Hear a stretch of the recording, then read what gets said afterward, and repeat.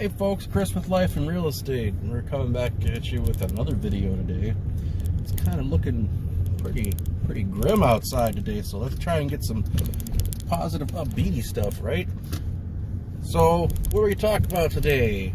We are going to talk about some things that you may want to think about in terms of if you're doing a selling, we're doing a real estate video, but some things you want to think about doing in terms of if you're doing a listing, and if you're not doing these, it might be something to kind of think about setting up so that you kind of help your clients move forward and get things ready a little faster.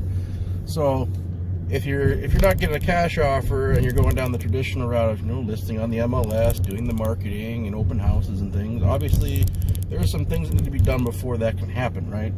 So there's a little thing I think you should create. It's a little checklist to give to your clients, and that little checklist will tell them everything that they should work on getting ready and prepped, so that when it comes time for showings and open houses and what have you, that the house looks the best that it can possibly look.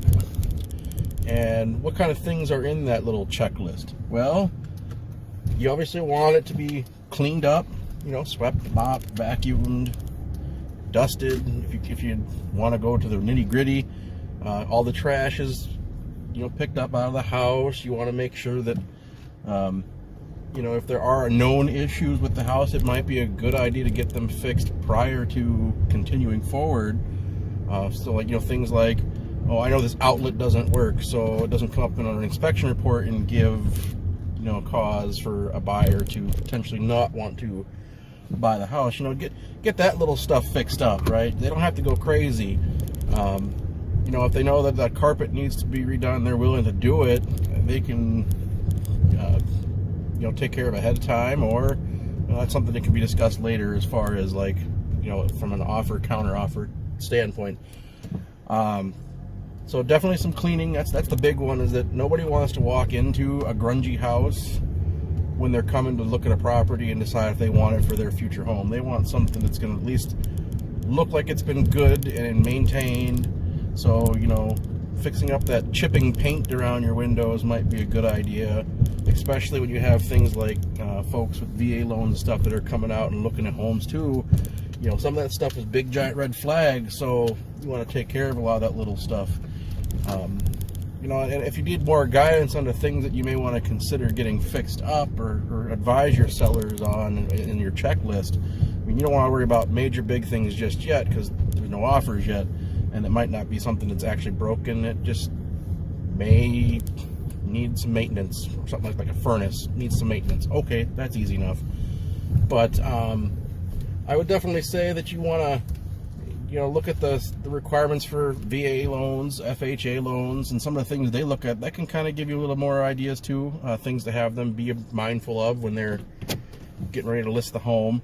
But I think the biggest thing that I'm seeing a lot not being done when I'm taking buyers out is that the houses just look icky, for a lack of a better word. There's dirt, there's grunginess, they're not clean, it doesn't smell clean. When you're walking a home, it smells like cat whiz. Well, that kind of turns some buyers off. So, it's one of them things that it may be more beneficial to, look at doing some cleaning. And generally, I'd usually advise professional cleaning. It makes the house look really nice. It gets everything ready to go. And then the sellers don't actually have to, work at doing a whole lot of that unless they really are into cleaning. Well, then they can clean it themselves. But staging is important too. So, after it gets clean, you got to think about ways you're going to stage. And that'll be another video in the future here. So, I think for now, we're going to call it good. That's just my suggestion. Create a checklist for your sellers to go through as far as getting ready to, do showings and things of that nature.